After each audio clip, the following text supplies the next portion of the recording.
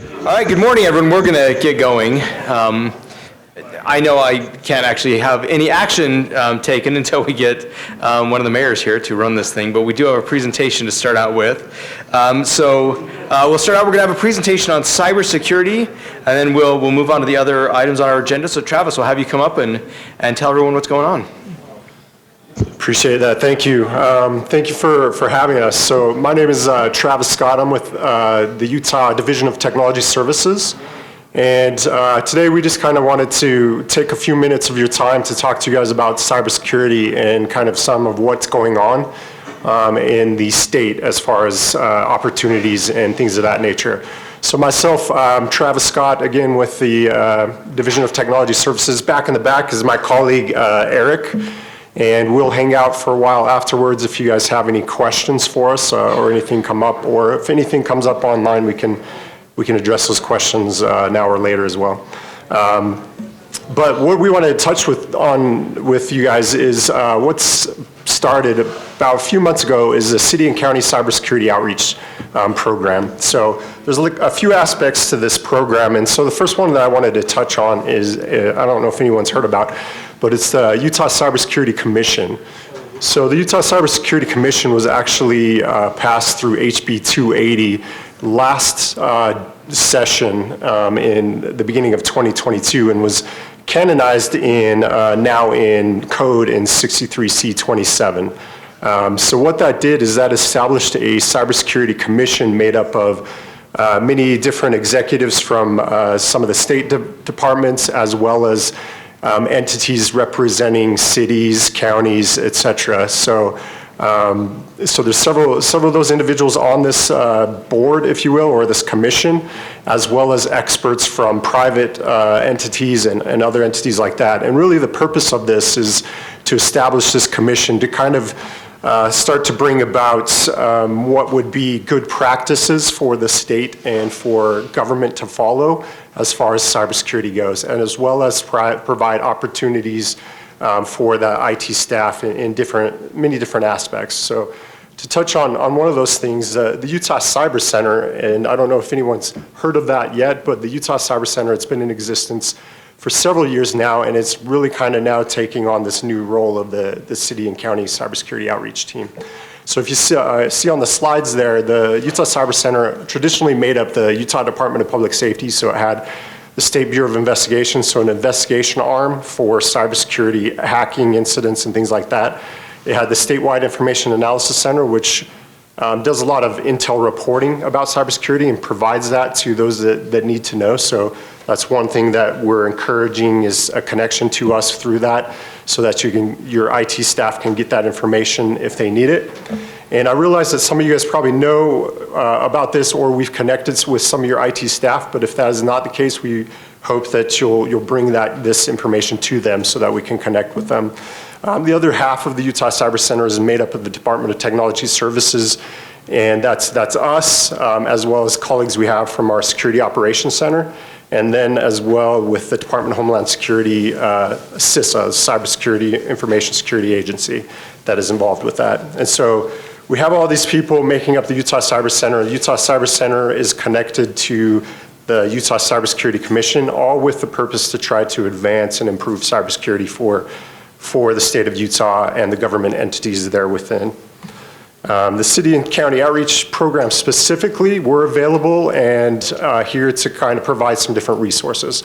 So one, we're here to assist any sort of incident response. So if you have a breach that occurs within your city, you need extra assistance on that, we're here. We have technical capabilities to try to assist you guys with remediating that and coming out of that and figuring out what happened. We also facilitate training, so we've put out a few training courses, particularly to your IT staff for Security Plus.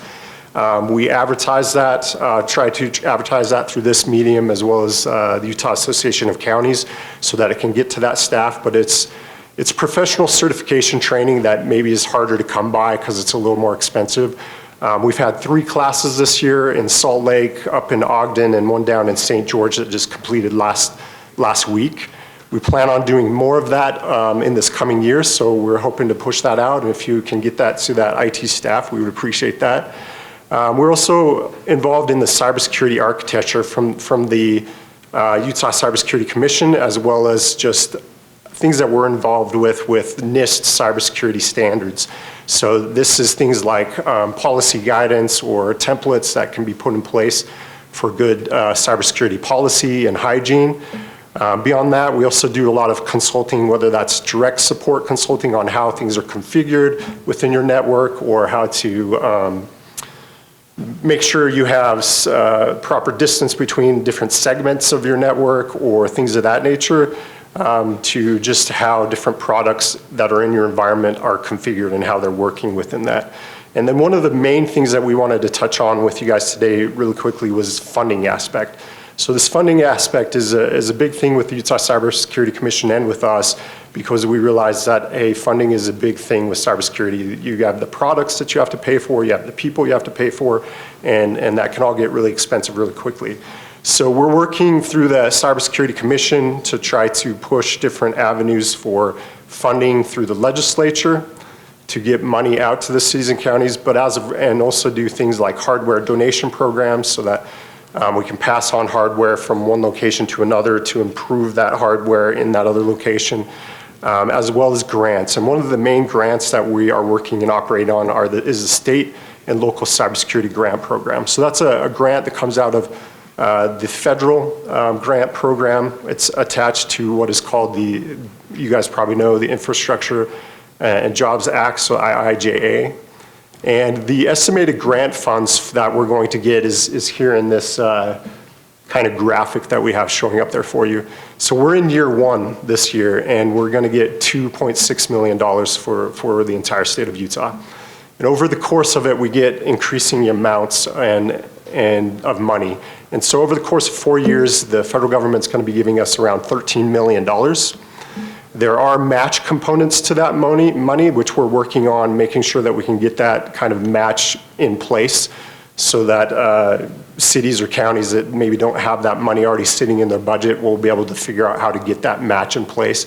And that match exists because the federal government really wants to make sure that they're helping to kick off certain programs in the cybersecurity realm, but then we're matching that so that we can continue the programs after the grant money goes away.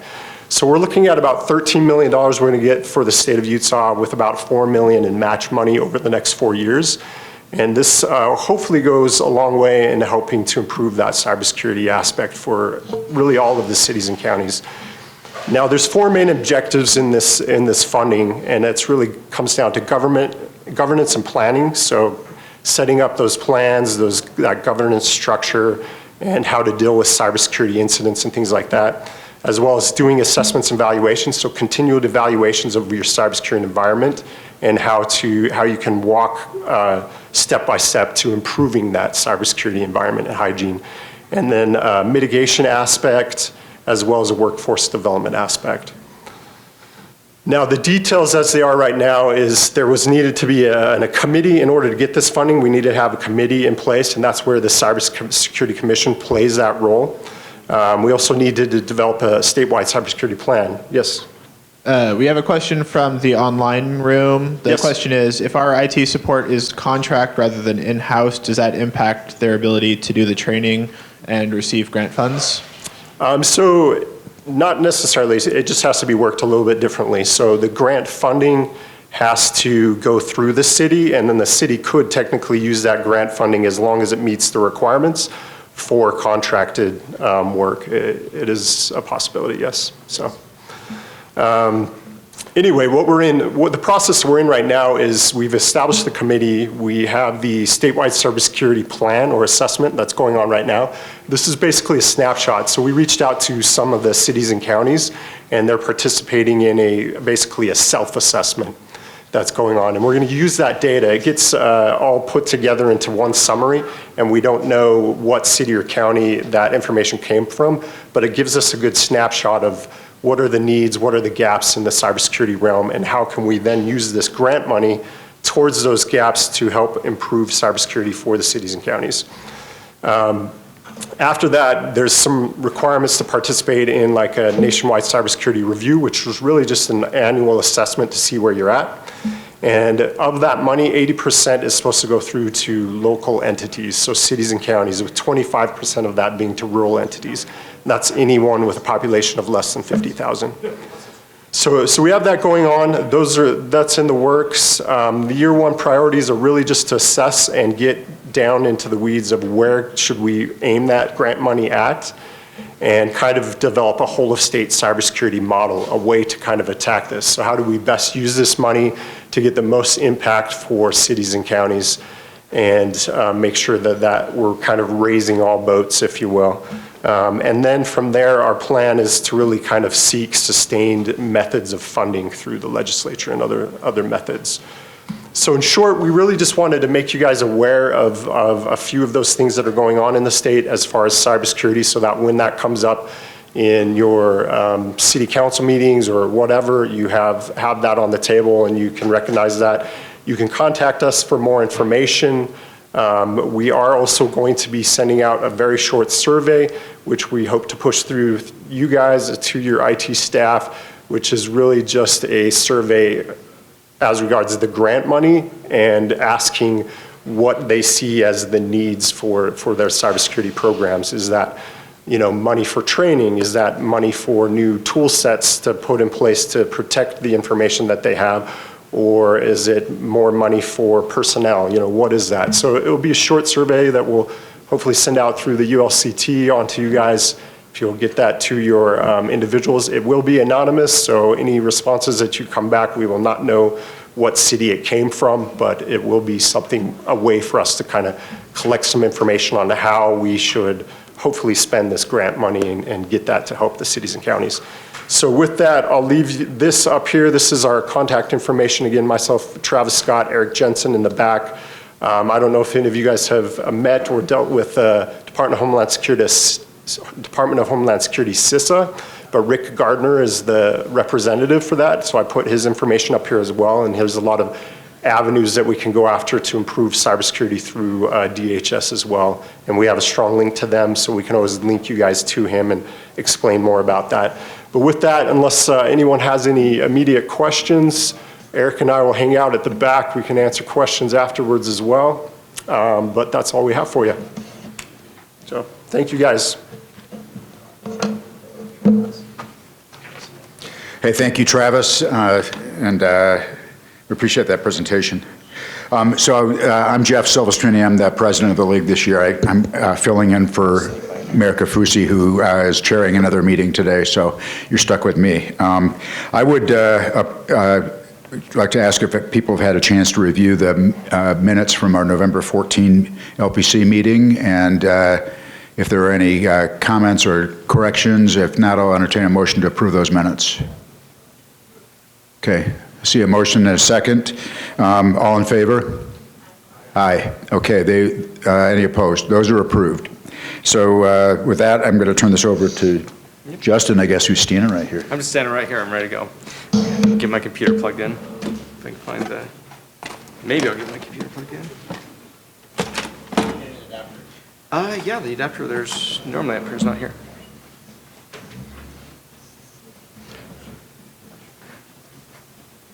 All right, while we're finding the adapter that is normally up here, I'm not sure where it is, and see if I can get my computer plugged in.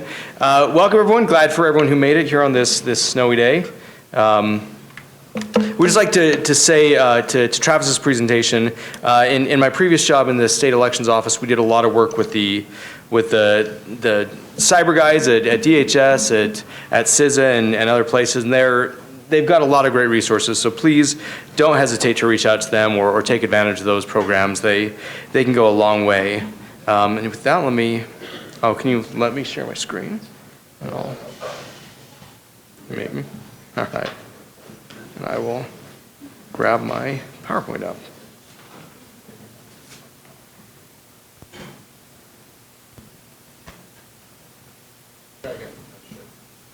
Okay. We're on there. Now we'll just share it through Zoom. Does everyone remember when we didn't do everything through Zoom? It was so much better. All right, here we go. run down here.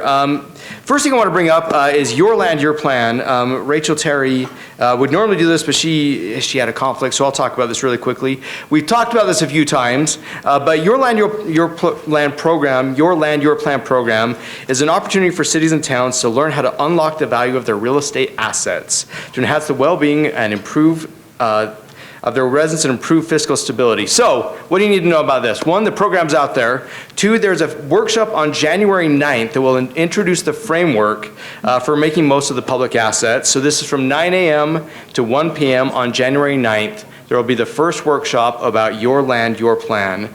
There will be a second workshop later that's going to cover other issues, how to implement the ideas covered in that first workshop. You can see the dates there.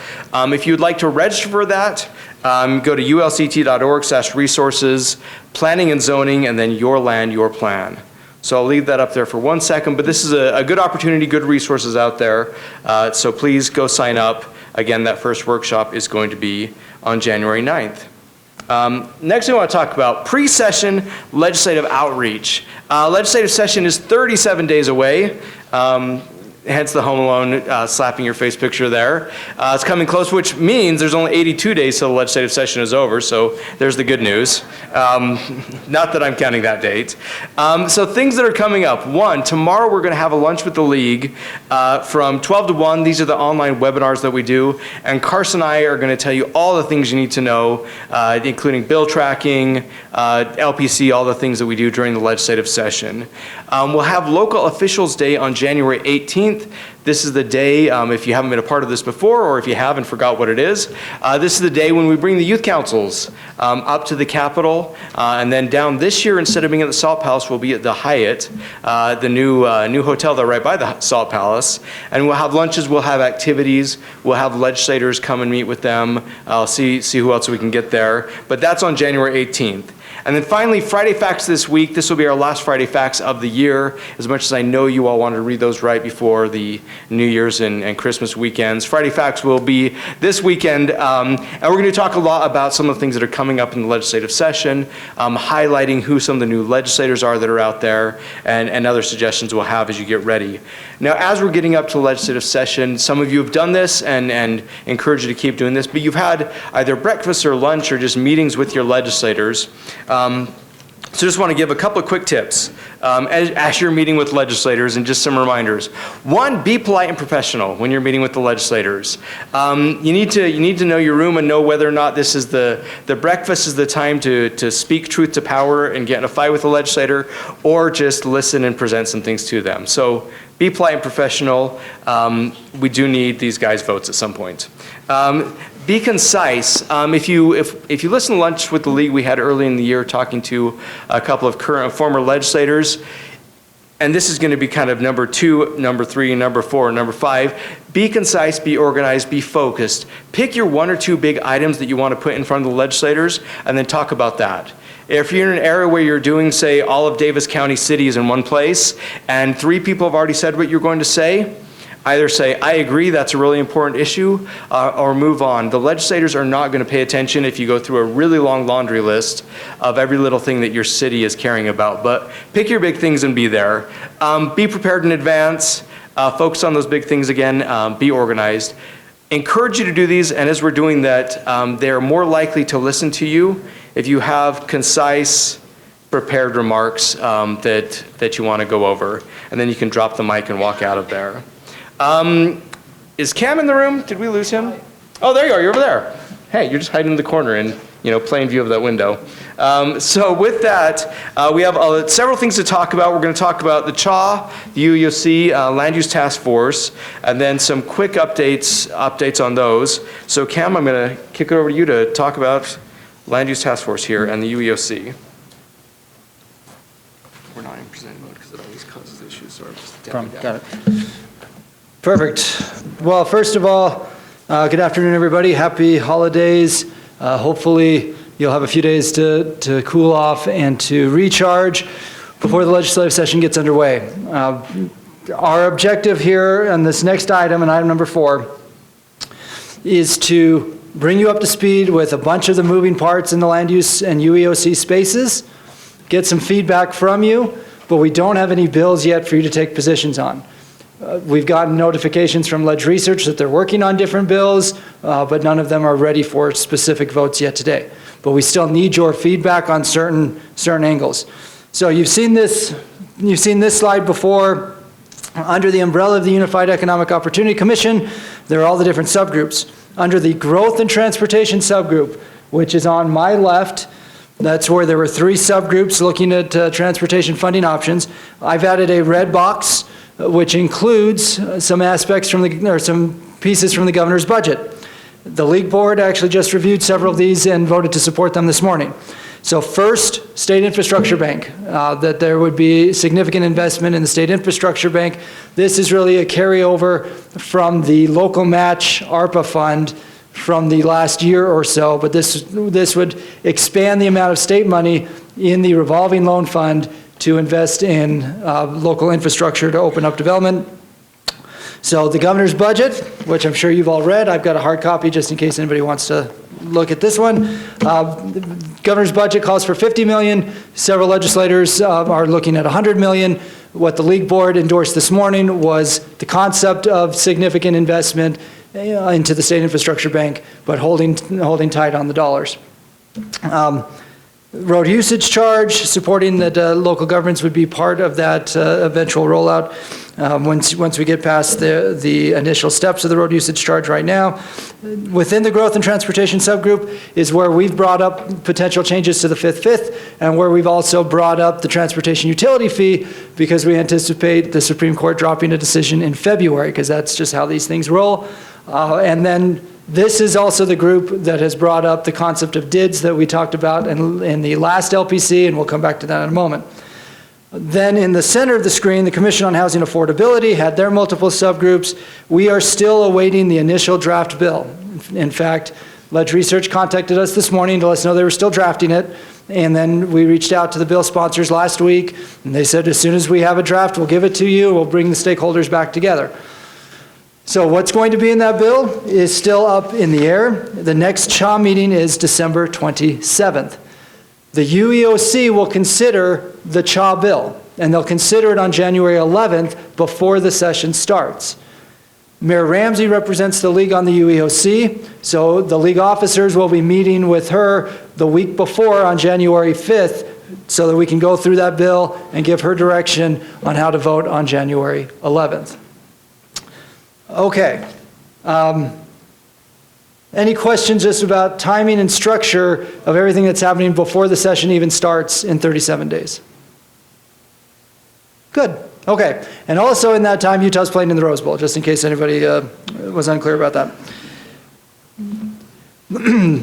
Hopefully everybody picked one of these up as you came in. If Carson should be able to share the screen.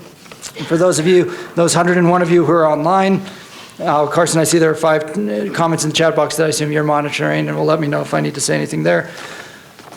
You've seen this before, nothing has really changed. It's our framing questions, so once that bill comes out, we will need you, once we'll do the analysis and we'll share it with the LPC and the League members. But then what we will need from you is to take that analysis based on these framing questions and then follow up with your legislators. If the bill if the answer is a positive one to these 3 questions from that bill, we want legislators to know. If the answers are negative based on these framing questions, then you need to make sure legislators know so that we can negotiate to a better spot on whatever ends up in that bill. Now on pages 2 through 4 of this document is all the moving pieces that could be in the bill, both what the Property Rights Coalition has proposed and what our counter proposal has been. So again, nothing has changed from the last LPC meeting. It's just all in one spot for you, so you've got it handy, and wait for that analysis. The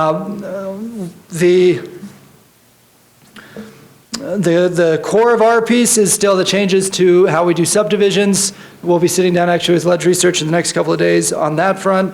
We still have not yet defined what we've referred to. It's in bold and underlined in the it's section 3 about noncompliance on House Bill 462 about tightening the ripcord for noncompliant cities. In a moment, Carson's going to give an update on where things are at with House Bill 462 and compliance. We also will talk DIDs in just a moment, which shows up here as well. So With that being said, I think it's important for everybody to know the comments that are out there. At the governor's press conference, for example, on Friday, on a positive note, he specifically praised the shared local administrator concept, said it was one of his favorite things that's come out of this interim. On a negative note, when he was asked about housing, his exact quote was this, quote, "Government is skewing the market. The market is telling us we need more housing, but what's holding that back, or was at least until we saw significant rate increases, is local governments." And then he talked a little bit about permitting and zoning. Likewise, there's an email being circulated right now from many House members to their constituents that says, quote, "Local housing and zoning policies should do more to support increasing the supply of housing in order to reduce housing prices." So that's going to residents, which means that there'll be a data point back to legislators answering that question. And then these are conversations that I personally have had with legislators in the last few weeks. 75% of cities are planning well, but we need to do something at the state level about the other 25%. Every city must have a percentage of small lots, and if the city isn't following state law, that's when the legislature should step in. So that's word for word conversations I've had with legislators in the last 3 weeks. And keep in mind there was a Thanksgiving break in there. So we are still in a holding pattern because we're waiting for the 462 bill. But it's critical that as you meet with legislators, that you're sharing with them what's happening in your city to counter the anecdotes that are out there. We've collected this data, we've shared it in these meetings, we'll be sharing it with legislators about the number of residential permits cities have issued, as well as the number of entitled units, and that we're seeing a significant trend in the decrease of the size of housing units. At the same time, we've seen a record amount of townhomes and apartments. So again, it's important that that information gets to them. Likewise, the anecdotes that cities are taking too long, they're not following state law. This is the research that we gathered from you about land use plan review and response times. And you can see that in each category that we looked at, the applicant was responsible for a greater period of delay than the city was.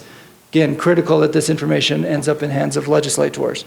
So with that, I'm going to give Carson a chance to give an update on where we're at on conversations around 462 compliance.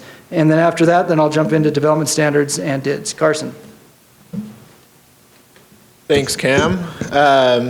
Let's see. So first off, thank you to everybody who's been involved in the 462 process. I know it's been a lot of work. There's been some frustrations, but with any new massive policy shift, there's going to be some kinks to work out, and I think we're seeing that process play out right now. So as everyone knows, the initial submissions were due in October. There was a 90-day review and remedy timeline. So any city that receives non-compliance notice has 90 days to bring that to compliance. The Department of Workforce Services should have notified you if that's the case. You should have received an outline of specifically what needs to be fixed. And then from there, the Department of Workforce Services has been scheduling 30-minute meetings with every city that's been deemed non-compliant to kind of work through any issues, talk through them. So we're optimistic that we're going to have a strong compliance number here come February and the deadline. So that's a quick update on those 462 numbers. I want to thank the city managers for meeting earlier to try to talk through some of the challenges and try to brainstorm the best path going forward. I also wanted to mention there's been a lot of frustration from legislators who feel like cities are not taking modern housing plans seriously. That's not been my experience in talking with many of you. I think every city I've spoken to about modern housing plans feels very strongly about theirs. So I think we need to continue to push back on that, and we will continue to push back on that with data, but this compliance is really, really critical to that overall narrative, as Cameron mentioned earlier.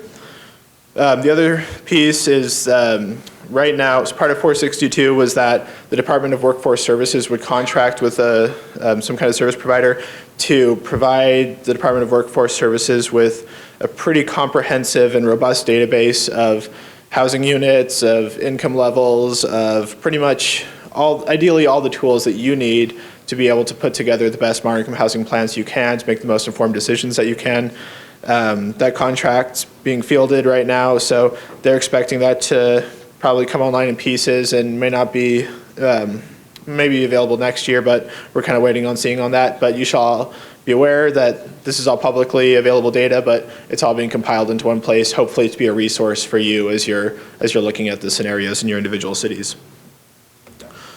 And then I also wanted to mention, as we've been working through the 462 implementations, with any 120-page bill, we found some hiccups. We've reached out to many of you sent back technical issues that you've seen. These aren't policy shifts. These are really just trying to see, is there a misreferenced piece of code here? Is there a inconsistent date here? That's really what we're looking for. So we've outlined a couple of these. These are more kind of high level descriptions. I'm happy to follow up with you afterwards if you have any more detailed questions about what these mean. But at a high level, again, we're looking at a couple outdated definitions that aren't relevant anymore. Those are pre-SB 34. We're trying to clarify the number of menu items. There's an inconsistency between different chapters or different subsections of code. And then making sure that there's a consistent number of menu items. We want to clarify that the Department of Workforce Services has been pretty stringently reading that you must have the Moderate Income Housing Plan menu item language adopted specifically. So if you deviate from that, that could be considered non-compliant. So we want to clarify that in code, that there's some, like, just so everybody's on the same page. Making sure the reporting timeline makes sense, so you're not reporting on things that happened before your plan was adopted. And then clarifying what supporting materials means, so you can make the best case that you are implementing these and you're not unduly restricted by code. Fixing omissions on what the Department of Workforce Services has to review in the final report. So it's kind of just, again, technical things like that. The last dot here, I mentioned that if there's anything you're missing, again, not policy items, but if there's anything that's technical that you've seen, this is kind of an inconsistency. This is causing us some issues as we're trying to implement this. Please let us know as soon as possible. We're trying to have some conceptual language to the Department of Workforce Services to be able to review and hopefully get that into a cleanup bill at some point in this session. So again, any questions, feel free to reach out to me afterwards. Is there anything in the chat box, Liam? I see some comments. Okay. Sure, yeah. We have something over here, Carson. Oh, okay. There you go. Just a very quick one, Carson. On the date to have our plans cured with that 90-day reprieve, it says February, and then this one says mid-February. Is there a date certain to have our compliance cured? Do you know, is there a date certain? That is an outstanding question. There's not a hard date in statute. What the statute says is you have 90 days from the day you were notified of noncompliance. So the day you receive that letter, that's when you get that timeline. So it might be different from every city. Some cities received letters confirming their status either way in mid-October. Some have, it's taken a little bit longer to get through the more comprehensive, lengthy plans. So yeah, just know if you got one of those letters, you have 90 days to remedy that. So that puts most cities we're expecting in the February timeline. Yep. All right, and then the couple online, Paul Larson said maybe the legislature could change the code to clarify that if a city's verbiage describing a strategy in its general plan is not verbatim from state code, that the city is not in violation of 462. And then Roger Baker said, our challenge is meeting DWS monitoring expectations for strategies already completed and implemented. Strategies, I might have to read that one. Yeah, that's a really good question, Roger. So I should also mention, in addition to these technical fixes, we have a list of what we're kind of calling policy questions. These aren't necessarily ready for prime time yet. We've just been trying to brainstorm around some of these, this next couple months of issues, or even potential policy issues in that 2023 reporting process. We'll probably have to confront those to some degree this session, so we've just been trying to outline them, and I'm sure we'll be bringing those to you at some point in the future when we have to start making some tough decisions on what that means. So yeah, that falls into that question, whether it's, whether you can count expanding ADU access as a one-time thing or whether it's ongoing if you're promoting it. We've been interpreting as it's ongoing if you're continually doing action and you can, in your reports, demonstrate that action, but it is a little bit ambiguous as to what, like, that doesn't apply uniformly to all the different menu items.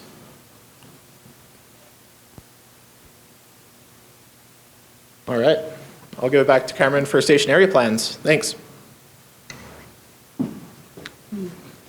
To summarize, here's the biggest takeaway for what Carson just described to you. Over the last 2.5 weeks, we've had countless meetings with individual cities and with DWS. And we've been building a list of these potential fixes. And we need to present these lists of potential fixes by the end of the week. So the reason Carson showed you the list on the technical side is if there's something else from your city's experience that you want included on this technical list, we need to know this week so that we can build out the proposal to take back to state leaders the policy questions. As Carson mentioned, there are several policy questions, and actually even Paul's point about the exact verbiage, that feels technical, but it's also policy in the sense of how much subjectivity do we want a DWS staffer to have in interpreting the spirit of the law of what you've put into your plan. There's a technical piece to that, but that's also a bigger policy question that we need to answer. So we've got the technical list that we're ready to share here, and then we've been collecting those policy questions. But if you have feedback in either category, Carson needs to know, and needs to know in the next couple of days. By extension, the other big ticket item of House Bill 462 is station area plans. And we've been working closely with WFRC and with MAG to work through, again, technical and or policy questions that have arisen from implementation here. And let's be clear, this is a natural outgrowth of a 100-plus page bill that really changed a lot of foundations of how all these entities work together and how the pieces fit together. So I'm not at all surprised that we're going to need a technical cleanup bill. That being said, we recognize there's been a lot of concern about how the bill has been interpreted, and that's what we're trying to get to the bottom of. So if you're a city that has a station area plan and you're working through the process, here's just the quick snapshot of the policy and technical issues that we've been working on with WFRC and MAG, the timing of the zoning changes, and the role of the public input in the administrative land use to facilitate the SAP plan once the zoning is in place. So essentially building off of what we've proposed with our subdivisions proposal at the CHA.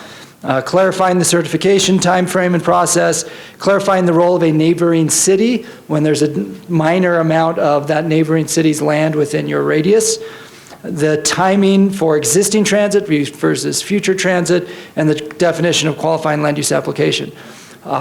We spent a significant amount of time on all of these pieces last year, and now that we're going through the implementation process, there are different ambiguities that have arisen that we're trying to address this year. I also think it's important for people to remember where we were 12 months ago when 462 was still kind of a twinkle in the eye of certain legislators. There were specific proposals to have state mandates for minimum amounts of density around every transit stop in the state, as well as creating a state land use authority that would review applications near transit and potentially even elsewhere. So we fought those type of proposals off in part because of our collaborative work on 462. So yes, there's still work to be done to clean up 462, but we still think strategically that 462 is our best bet to find the balance between the state objectives and local control and local flexibility. So December 15th is our request both for moderate income housing plans and SAPs to get us any more feedback as you're working through implementation.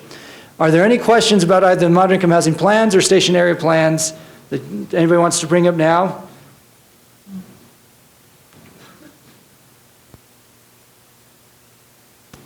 I'm going to take that as a no. Okay, checking the chat room. Okay, I see you and Amy are going back and forth on that. Perfect. Great. There's also a question in the chat room about do we know who the 25% are that are the so-called bad actors? And the answer is it depends. Depends on who you talk to. Some developers have a list, some legislators have a list. We've been trying to counter anecdotes with data, and that's been helpful depending on the audience.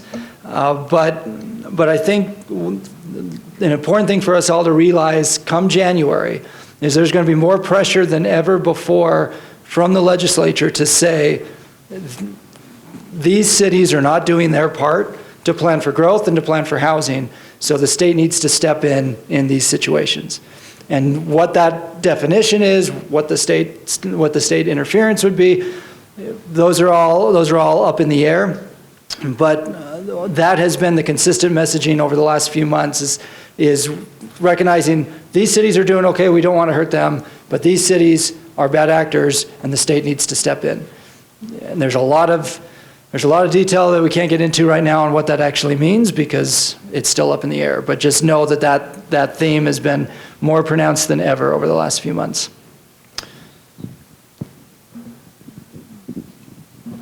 Okay. Cameron, Tim. real quickly, so when you find out, or if you have found out about the 25% who's in that, will you have conversations with the cities about that? Just Yeah, so if we are in that group, we can know what the issues are and help you in communicating that? Yeah, whenever a city actually gets named, we try to follow up with that city. And admittedly, in fact, I'm going to share this. This is a conversation I had with a city person just a week or two ago. I won't name the city in front of this group, but just so everybody's aware here, I had a city that contacted me and said, our city only allows lots of a third acre or larger. Is the legislature going to make us change? And that was a city, not a developer saying that to me. That was a city saying that to me. Mayor Silvestrini. Yeah, I just want to say, we spent some time at our league board meeting talking about this subject today. It's difficult. We have so much political capital here at the league, and how do we expend that? Do we expend that, defending the bad actors if they're identified? Certainly, I think, Tim, that the best approach for us is to let a community know that they're on somebody's radar about a problem. But where we can actually identify that there actually might be a problem is in the instance that Cam just cited, and then there are some other things that we have where communities have not complied with the ripcord provision that's in state law and things like that, and that like intentionally not complying, saying, let them sue us. We have to make a decision as a league. We need to be unified as a league to the extent we can, but there's a point at which it's really hard to expend political capital defending a community that's not willing to follow state law or play ball with addressing our growth issues. So, I mean, that's something that we're going to have to balance, but certainly the best approach, I think, is going to talk to that community and suggest to them that they may have some issues that they need to address. And if they do, great. If they don't, then it's tough. It's a tough call for us. Mike. Yes. Also, you get issues where maybe a city allows development at a certain density, and you have developers say, well, but I don't like where you're allowing that density because it's not property I own. And so helping to communicate that in a subtle but respectful way to legislators is important. It may even be helpful if I were a legislator this session, which I won't be, even if I had on my desk a one-pager front and back that said, okay, development in cities, myth versus fact. Myth, cities like Bluffdale and Harriman are all 3-acre lots. Fact, 50% of Bluffdale is now high-density housing. She just told me that, but Yeah. but that is oh wow, I didn't realize. Yeah, And so kind of myth 55%. versus fact stuff would be very helpful, because I think the average legislator, I shouldn't say doesn't have a clue, but doesn't realize to the extent all the good that cities have been doing in recent years on this issue. And you're going to have to hit them multiple times through multiple ways, and so even a one-pager myth versus fact on that first week that greets them on their desk would be kind of fun. Well, and I appreciate that comment, because we're working on the document that we will share with legislators on Local Officials Day. And Local Officials Day is day 2 of the session. And so the hope there is all of you and all of your colleagues are at Local Officials Day, and take that opportunity to tell your story of what's happening in your specific city, in addition to the aggregate information that the league provides. Okay. Anything in the chat room, Carson? I see several comments, but I assume you've got them. Yeah, those are technical. Great, perfect. Okay. So we've given you the overview of where we're at. Stay tuned. As soon as we get a draft from the Commission on Housing Affordability, we will analyze it based on those framing questions and notify the membership. And then our officers plan to sit down on January 5th to prepare for Mayor Ramsey's vote on January 11th. We've also spent a lot of time in recent weeks with UAC, because they also have a representative on the UEOC, trying to make sure that local government shoulder to shoulder with whatever comes before the UEOC. Okay, now, quick updates. This is still in the discussion phase, even though I feel like I'm doing most of the talking, but nevertheless, development standards.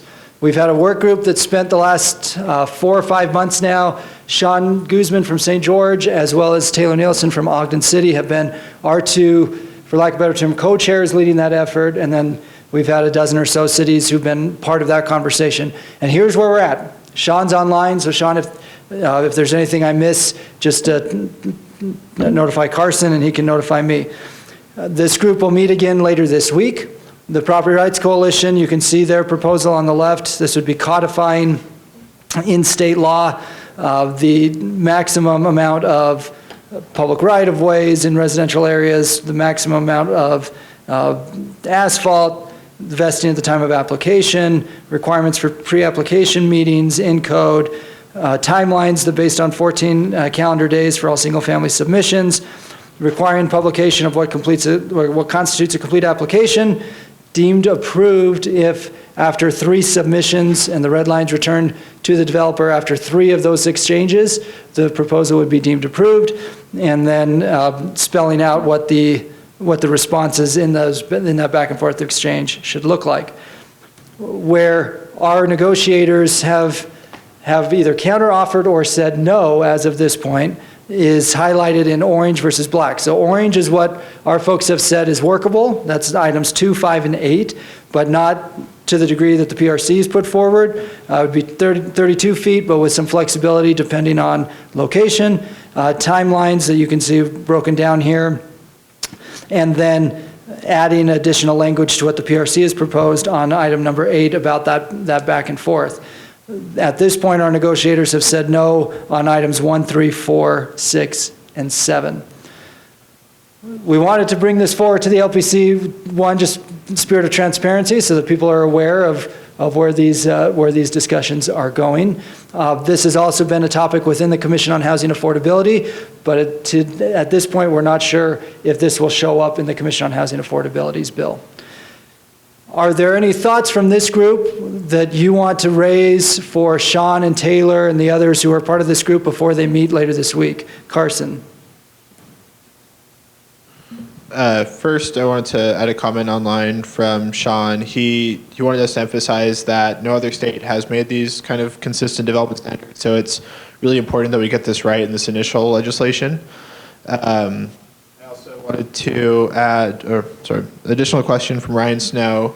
How did we come to 32 feet of asphalt width? Well, and Sean, feel free to address that. Yeah, I was going to say, too. I'm going to let Sean write a response to that. Okay. And that perfect, which Sean did. The panel of city engineers, part of our working group, along with State Fire Chief, agreed that 32 feet could work in those residential areas. So thank you for that, Sean. Now, Mayor Staggs sent something about the number of units entitled versus permitted. And Southwest cities have almost 20,000 housing units entitled and not built. But the number, when you look across the state, from the 50 cities that we've gathered information from, is over 93,000. And that is an absolutely vital data point to share. Let's see, Councilmember Ellsworth says number 7 is really bad for obvious reasons. Yep, that's right. That's why that's been a non-starter for us, that you could submit a bad application 3 times and get it automatically approved. So that's been a non-starter for us. So Ryan's asked about maintenance or actual paving experience. That group has consisted of public safety engineers, attorneys, and so Sean, I'll let you answer that. Okay, so Amy Mabey's asked, the standard width was already limited to 37 feet in recent years. Why is this changing? I mean, the political reason, okay, you guys are going too fast here. The political reason for why the discussion started in the first place was because of the perceived tie to housing affordability with roads that were deemed to be excessively wide. Where the conversation started was there. Over the last few months, the discussions actually brought into other types of infrastructure, even to the point of trying to dictate in state law where utilities go, where fire hydrants go and the like, and we've said absolutely not to those pieces. So the dialogue has come back to, could 32 feet essentially be the starting place, as long as there's flexibility for other issues, one example being complete streets. Sean, I'll let you add anything else there, and then I'll read it if it pops up. Paul Larson asked the standard for purely residential developments of any density or flexible scale and mixed-use development and bordering arterials. Yeah, so that, again, the focus here has been on residential cross-section roads.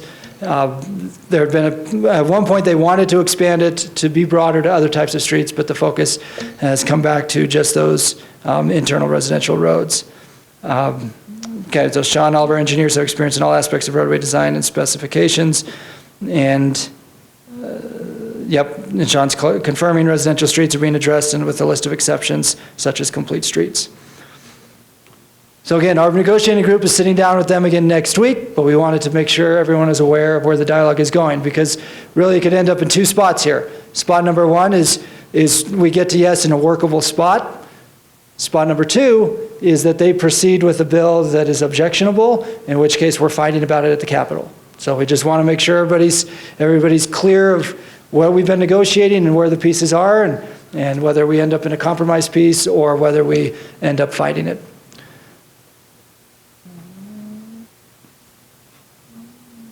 Okay. So I'm going to, any other questions or thoughts in the room? Because we don't have a bill yet, we're not asking for a position, but that's why we wanted to make sure everyone was aware of where the moving pieces were. Okay, so next, we presented on this concept last month, developer infrastructure districts. This is a potential bill that's come out of the UEOC. The UEOC infrastructure subgroup asked the question of how to speed up the creation, or better put, the construction of public infrastructure to facilitate the construction of more housing. And so several on the UEOC said, what if we took PIDs but redefined them and created a different tool that a developer could potentially use, and that's where the term developer infrastructure district came from. So what would a DID be? You can see items 1 through 8 here. Most of this is still the same from what we presented in November. Since then, based on the feedback we got in this meeting, as well as feedback as we've reached out to a few experts, we've submitted these questions to the proponents, and they're putting together essentially a white paper that will explain their proposed answers to all of these questions, so that at that point we could actually consider the proposal and the merits of the proposal. Because right now there's still enough moving pieces and unanswered questions that it's hard to say, this is something we shouldn't worry about, or this is something that's very concerning. The one piece that's important to note with like what would a DID be, we did not discuss really in November, but it's just important for you to know, is that a DID would have to essentially function like a political subdivision and have some type of sovereign power, whether that's the power to tax, whether that's the police power, like land use planning, or whether that's the power to exercise eminent domain. So that is a sticky piece that they are trying to work out, and we're waiting for them to essentially put meat on the bones of what the proposal could look like, so that we can then bring it back to league members for broader consideration.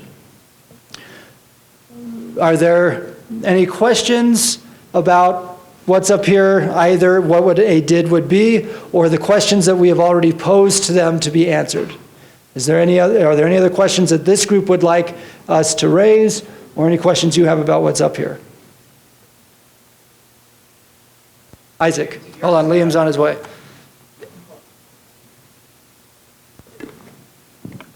If you've said this, I didn't catch it. Does the municipality have any ability to say no to these, or is this just a by right type of thing for development? So that's item number 3, is part of their proposal would be that there would not be a local government authorization. Okay. It would be the developer would create it based on the statutory framework. But there also would not be a reliance on property tax, at least under current discussions, to pay it back. So whereas a PID right now, you need local authorization and then you use the property tax to pay it back. If the DID proposal were to move forward, then you don't have the local government authorization, but you're also not reliant on property tax. So you don't have one property owner paying a higher property tax than another property owner that's not part of the district. It would be paid off by the time of building permit. That's part of their proposal. And I guess just thinking out loud here, which could be embarrassing, but So if there's a huge property owner and they decide to do one of these, they've got some kind of zoning to do, and your concern is that we're just not going to be able to afford all the extra police officers, zoning enforcement officers, or whatever. This is, hundreds of acres or something. You just have to say no somehow through zoning or other things, but otherwise they get, I guess you have all your other tools. This is really just about financing. That's how you. So that's their argument. That's their point, is that this would just create a new financing tool for them to access the public bond markets and get a lower interest rates in order to build the public infrastructure. So instead of going the commercial route, you go the public bond market route. That's their argument. And item number 7 about abiding by local government standards and entitlement process, I mean, it should also say zoning and entitlement process, because I'll use Provo, if Provo City says, we've zoned this area, all infrastructure has to be built to this standard, then the developer would say, does it matter to the city if we get a commercial bond, or if we do this sort of district that gets the access to the bond markets, or if we do a PID with local government approval? We can't answer that question until some of these other questions get answered, but that's really their argument for why they have started this brainstorm. Yep. Yeah, so Roger, Mike. So in effect, though, you're granting an awful lot of inherent governmental roles to a non-elected body beyond taxation. Yep, and this gets to Ryan Snow's piece too. So yes, the state would essentially create a district that would have some type of authority, whether it's tax authority, land use authority, or eminent domain authority, in order to access the bond markets. And that is a huge issue of concern, which is why we're waiting for them to kind of build out the proposal before we officially consider it. And it's important to note too, we have a standing policy resolution at the league about tax authority and land use authority of a state-created district or entity without local government approval. That resolution is silent on eminent domain, but we have that standing policy resolution on those other two pieces. So again, this is why we're waiting for them to bring back a proposal. We've asked a flurry of questions in order to do it. So. Yeah, so what Rob Wall has just said in the chat box is history has shown tying payments to the issuance of a building permit creates controversy. So having the payment of debt issued to the sale of a lot, that keeps the city out of the argument of the payment of the debt, and Rich Anderson agrees with that. And that's actually one of the discussion points has been, is the city completely out of this, completely out of that process, and that ranges the whole gamut of process for default and everything else. So again, a lot of unanswered questions, but again, our intent today is to bring you up to speed on all of the moving parts, on all of these big ticket items, so that as bills get drafted, you've got some background before we bring them back to you for positions. Okay. Was there another question? Oh, Councilmember, yep. Can I ask how the sovereign power question alone isn't killing this for us? I'm on the front lines of possibly the last agricultural land in Salt Lake City being converted to commercial, and those agricultural families are fighting for their existence. Mm-hmm. How is eminent domain not grounds for us to say absolutely not? This is a step too far in privatizing protections for our constituents. Yeah, so in our last meeting, we spent a lot of time on the sovereign power piece, and that's why we're waiting for them to actually give us a proposal of what it would actually look like. Because right now, it's still at a hypothetical level. Our standing policy has been around land use authority and around tax policy or tax authority, so that the state could not step in and take away local government tax authority or land use authority without local consent. Where eminent domain, just from a legal perspective, is a little bit different is the state exercises eminent domain more than any other local government. So UDOT exercises eminent domain, and in some cases, like a private party can exercise eminent domain already. So legally, it's slightly different than those other two pieces. Now, whether the legislature would go for giving eminent domain to this type of district is a whole nother political question. And that in and of itself may sink the proposal. Again, that's where we're waiting for them to give us some additional specifics of like how this would actually function so that we could take a position on it. Todd, is there anything you wanted to add on the eminent domain piece? Yeah, I hate it, but there's a couple of things to keep in mind. One, they're talking about 100% property owner authorization to create the infrastructure district. And then two, we're really only talking about, we hope in their proposal, eminent domain to build infrastructure. So we wouldn't be in a situation where they could overwhelm one property owner and use this tool. But again, devil in the details, we're waiting to see how that all shakes out. To get the tax exempt issuance of bonds, they have to have a sovereign power. That's either tax or police power or eminent domain. And if you think about those three, you can pretty easily jump to the conclusion that eminent domain maybe is the least of those evils. But until we see details, I'm not sure we know that. I understand. We're not real crazy about this right now. Yeah. So. Okay. All right, Carson, I'm going to give you a moment to do the poll question on 98, and then the goal, Carson, is to pivot off of land use by 110. So that's our goal. So I'll let you do this, and then I'll do the 1-minute rapid fire.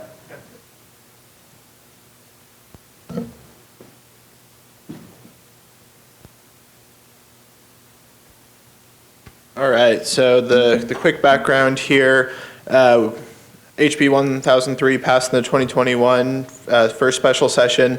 That was the revival from HB 98, which was originally vetoed for issues with FEMA non-compliance. So another colossal bill. We're still trying to fix some of the technical issues. I know there's a whole host of policy issues, setting those aside and just trying to address the pressing day-to-day implementation problems that have been identified here. We've been gathering feedback from many of you, and if you have any additional feedback, we'd love to hear this as well. We have one specific item we want to ask you about today, and that is the way the statute's currently written. You cannot require resubmissions for quote-unquote minor issues on a plan, a residential single-family lot plan. We've been trying to figure out what constitutes a not minor issue that you can require resubmissions for. And I've talked to a couple different city attorneys who have different interpretations on that, but we're just trying to figure out a path forward here. So in a moment, I'm going to ask for a quick poll in the room. You can fill it out on Zoom. In person, we'll just do a hand raise. And what I'm going to be asking is whether it's better to have to take the approach of trying to have a laundry list of what you can require resubmittals for, or whether it's better to create criteria for what that might look like in statute. So again, it's kind of vague, but we're just trying to figure out what path is most comfortable for people. We don't want to be in the situation of having to come back and try to fix this in another couple of years. So we want to make sure that if we have one narrow shot at the apple here, we want to make sure we get that. So let me see if I can launch it on Zoom, and then hopefully it'll show up on here. No polls are created, that's fun.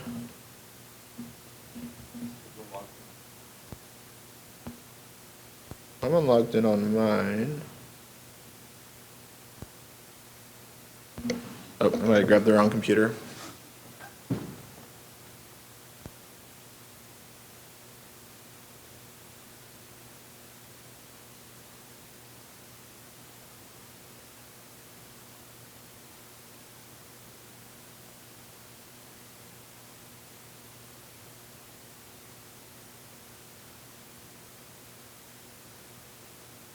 Well, it looked like the poll didn't save, so it might be best just to ask this in a follow-up email. Is that okay? I'm not sure why that didn't work.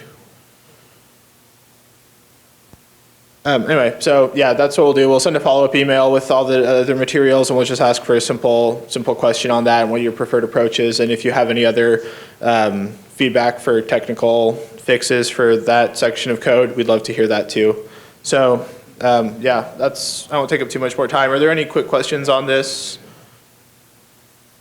All right.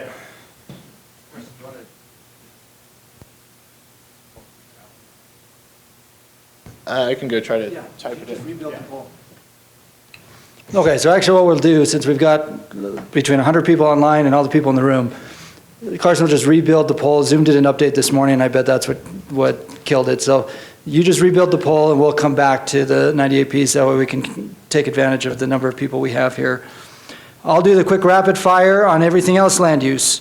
In case you haven't noticed, land use is going to be a huge theme of the upcoming session.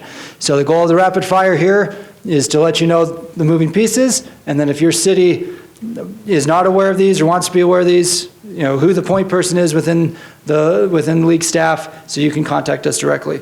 So on airport land use, if you have a city that has a publicly owned airport within your boundaries, you need to be aware of this potential legislation. It's really an effort to try to be consistent with FAA regulations. So we put together an email list of the cities that have publicly owned airports within their boundaries and circulated it that way, but we didn't get very much feedback at all. So again, if this applies to your city, contact Carson. Brady Fredrickson's the point person at Salt Lake City as well.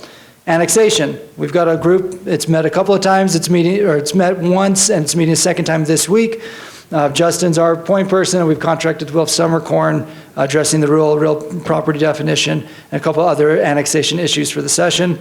Internal ADUs, there may be a couple of clarifications in the upcoming housing bill there, so if you have any thoughts or concerns, contact me. With landscape bonds for private landscaping. So some cities right now are requiring landscaping bonds for the completion of landscaping that's on private property.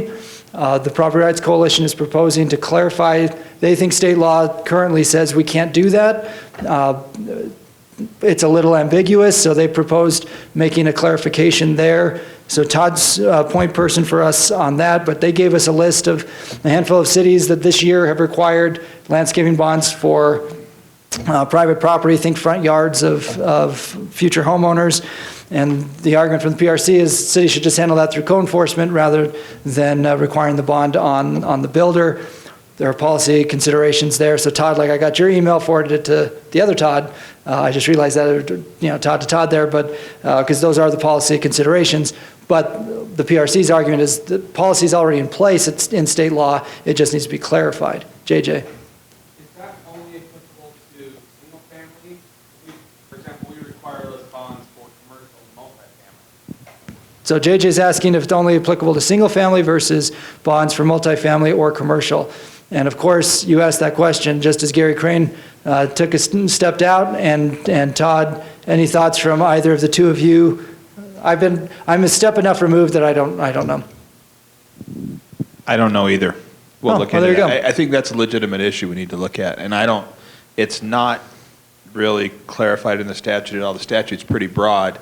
If you push the policy down to, every private landscaping issue, that could be a problem. So. Perfect. Just another note is I've always looked at it as not including things like PRUDs and things that are done by development agreement. And so there may be some controversy over that, but that's the way we've looked at it. Perfect. Thank you, Gary. Thank you, Todd. And then the last rapid fire issues on moratoriums, clarifying timeframes, and the stacking of potential pending ordinances with moratoriums, because there is some ambiguity in the code there. And especially with the water challenges over the last few years, this is becoming a bigger and bigger issue, and we're trying to make sure we get it right. So again, Todd's been point on that issue. Carson, before I move off land use, do you have your poll ready? Yep. Okay. So for those in the room, pretty simple. You raise your hand. For those online, you fill it out. What approach to addressing the undefined standard for requiring plan resubmission do you prefer? Option A would be defining in statute the specific deficiencies that warrant a resubmission of a plan. So essentially making a list. These are the reasons why we can, as local governments, request a resubmission or require a resubmission. The second piece, or option two, would be creating the criteria, because right now the law just says we cannot require resubmissions for minor items. What is minor? That's in the eye of the beholder. That's caused consternation both at City Hall and with the Property Rights Coalition. So option 1 would be define it in statute with a list. Option 2 would be to better define some criteria around what minor and non-minor would be. So for those of you in the room, option A is defining the list. Option B would be more of the criteria around what minor and non-minor would be. So all of those LPC members who prefer the direction of option A, which is defining the list in statute of what warrants a resubmission of a plan, raise your hand. Raise them high so those of us with bad eyes can see. Okay, so 1, 2, 3, 4, 5, 6, 7.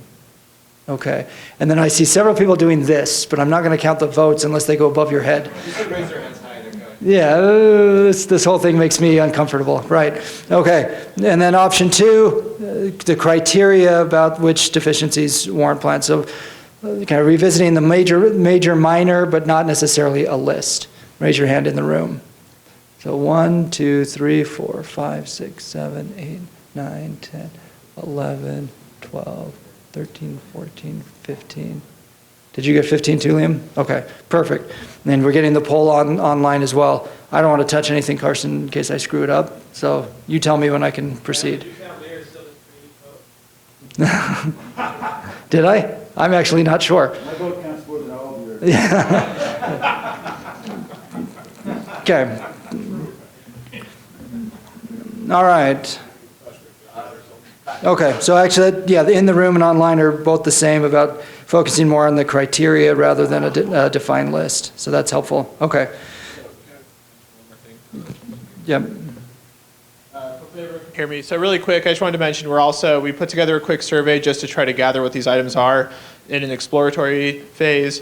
We'll try to work those towards some kind of criteria framework, and we'll keep the LPC apprised of this. But I just wanted to give everyone a heads up. If you want to fill out the survey, let us know. That'll help us just understand the range of issues to make sure if we put together a criteria that covers all those issues. So feel free to reach out to me afterwards, and I'll get you that link. Thanks. Perfect. If you take nothing away from this meeting but this, it's this point. We are asking for your input on all of these topics at this point, in most cases, informally. So it's, send us emails, texts, and give us your 2 cents, because we're collecting all of that. So when bills come out, we're prepared, or as we're negotiating over the next couple of weeks, we've got as much feedback as possible. Okay. Taxes, transportation, and trails, oh my. So I'm going to take 2 minutes. This is another just rapid fire piece, because a lot of these things still don't have bills. It's rumor season still. Because of the election and redistricting and everything else, I'd say the legislature is a couple months behind where they normally are in terms of getting bills out. So that's why, again, you're not taking votes on anything, because we don't have anything to present to you yet, but certainly in January we will. So first, the good news. In the governor's budget announcement last week, and in this puppy, he specifically called out at his press conference his support for a shared local administrator concept. So still a lot of work to be done on the exact details of it, but he said in the press conference that it was one of his favorite things that came out of the interim. Second, property taxes.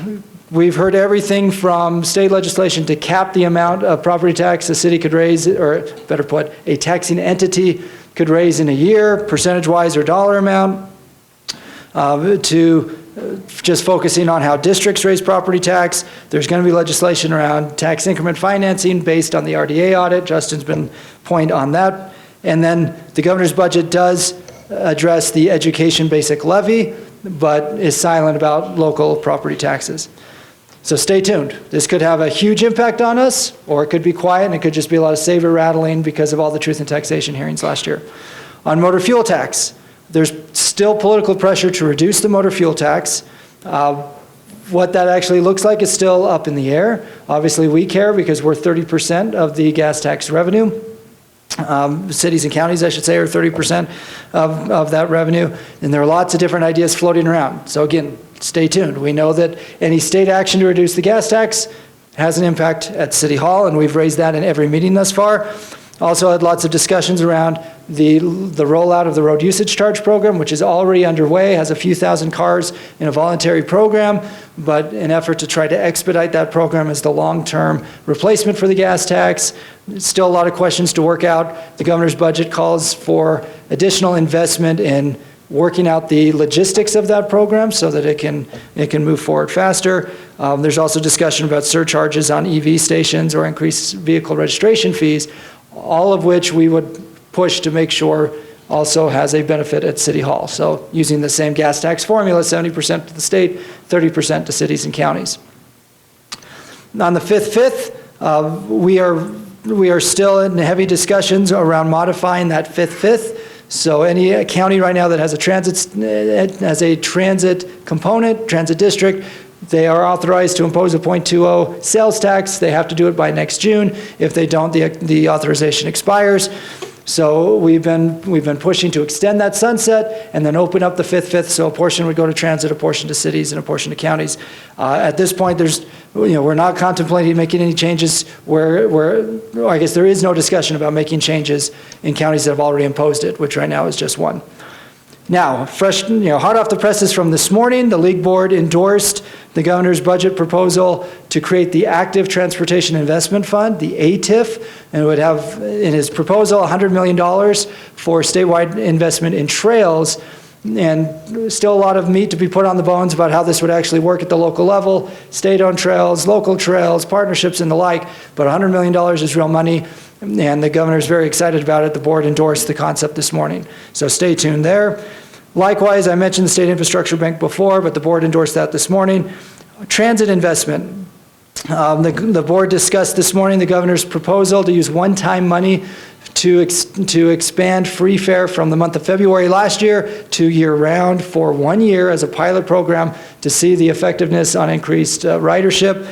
Good discussion at the board level this morning. They provided us with a bunch of follow-up questions that they wanted us to track down, including the impact on transit districts outside of UTA, what it would mean for service frequency and other things. Ultimately, they voted to support the concept and then asked us to follow up on these questions. So again, just letting the LPC know, the board has taken that step to endorse the pilot program here for one-time free fare. And then also endorsed, in fact, I can just do this right now. Done. And then also endorsed the additional money for the additional concept on corridor preservation. The last thing I'll note about what the board did this morning is the board did not endorse the dollar amounts. The board endorsed the concepts, the policy concepts. So the legislature ultimately sets the dollar amounts. If they come back on the Trails Initiative and they say, we want to do 200 million, awesome. If they come back and say, we like the idea, we're only going to do 50 million, great. But we're going to be supportive of the policy underlying the appropriations requests and be supportive as we go through the session. Are there any questions on all the moving parts on taxes, transportation, and trails? Oh my.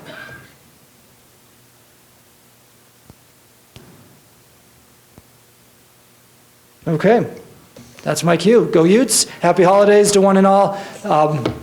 Stay tuned for follow-up information. Attend Justin's lunch with the league tomorrow, and we'll have a lot of info on Friday Facts asking for feedback because 37 days are going to evaporate before we know it. But thank you for your service to the league and for your participation herein. And Justin, take it away. All right. Our next slide is the oh my. No, everything's oh my. This is just one. I'm going to ask a question now. No, I think I took it off. I had a 13 on here, but that probably felt unlucky. There are a lot of moving parts out there, like Cam said. There's a lot of things coming up. There's a lot of things out there. So one, I want to ask the question, is there something in particular that we have not talked about that's high up on your priority list that you want to make sure is on our radar?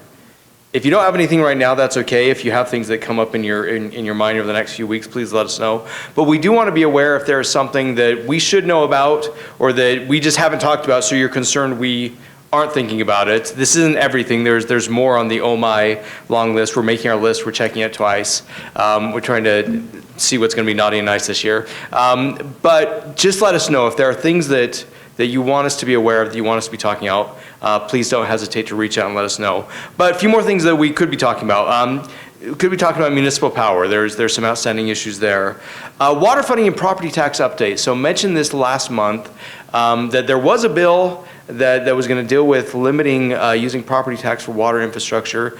In the last interim meeting, that bill was changed drastically to what we thought it would be changed to. There's now going to be a working group that's going to look at this issue for the next little while. Legislative pro tip: if you have a really controversial item, but you don't want to totally give it up, it's always great to pass a bill with a working group and then fight about it in a couple years. And that's what we did, not that we did, that's what happened on this bill. But ULCT is going to be having a person as a part of the working group looking at the impacts of property tax and water. So look for more discussions about that. That one's not going away. It's just been punted for a little while. There's going to be discussions around childcare, particularly around zoning and childcare, and maybe some consistency around some of the requirements for childcare facilities that are required under state law and what that looks like in municipalities. We'll have more discussion about that one, but Representative Lisenby is looking at some legislation on that one. And then we are going to have discussions around public safety retirement.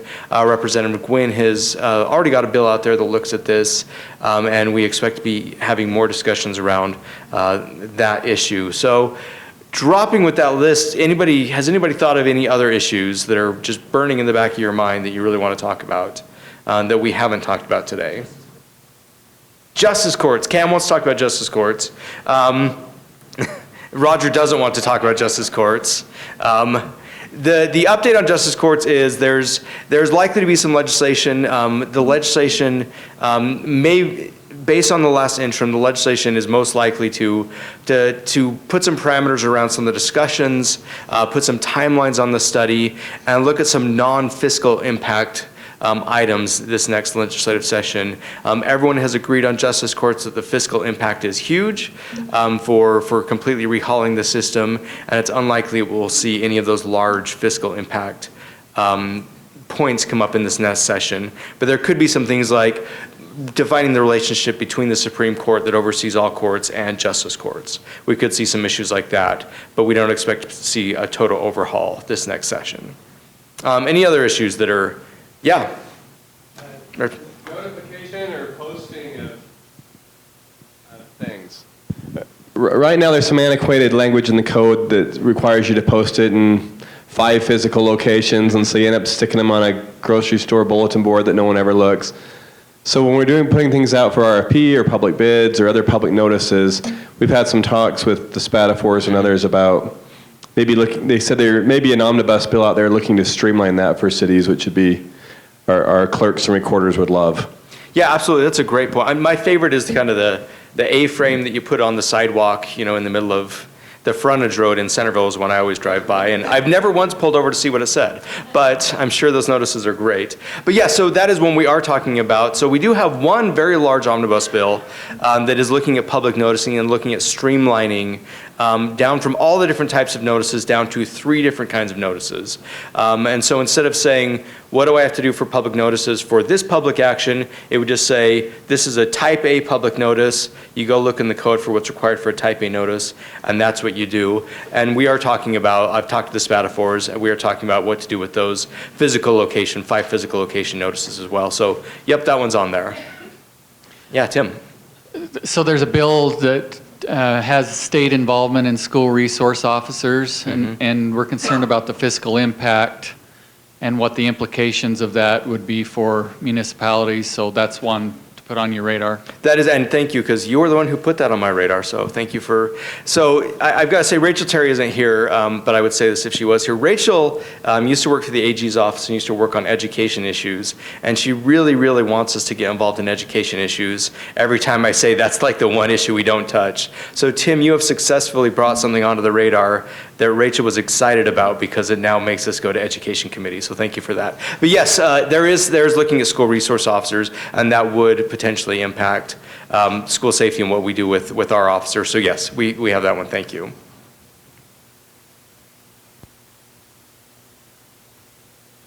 All right, if there's no other issues, Mayor, I'll turn it back to you to, we've got up on the calendar here just upcoming important dates. We've mentioned most of them, but Mayor, I'll turn it back to you. Yeah, so this is our last meeting of this year, I guess, and the next time the LPC would meet will be right before the session then, right? It'll be all local officials. Yeah, so I'd just say if things arise, give us a heads up. We've got essentially a month at this point for us to try to get with our legislators, and the other thing that wasn't mentioned is I would just encourage you to invite members of the House or Senate that represent you to come to a city council meeting and see what we work with. There are so few of them that have that municipal experience, so kind of show them a little bit, I think, if you can do that. So other than that, I think we're looking for a motion to adjourn. All right, all in favor? All right, we're done. Thank you very much. Happy holidays and Happy New Year, and go Utes.